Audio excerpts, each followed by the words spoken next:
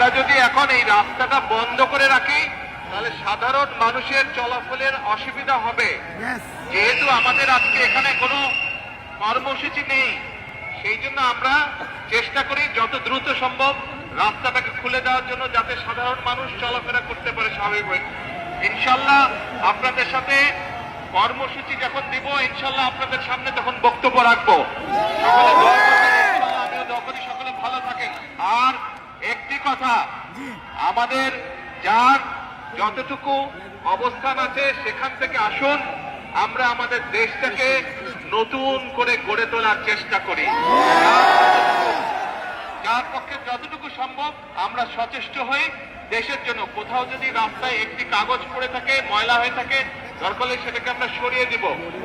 ছোট ছোট করে কাজ করার মাধ্যমে আমরা দেশটাকে গড়ে তুলে আসুন।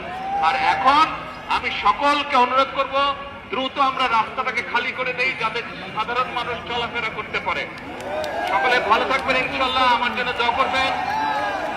দেশের যে খালেদা জিয়ার সুস্থতার জন্য দোয়া করবেন। আল্লাহ হাফেজ। বাংলাদেশ জিন্দাবাদ।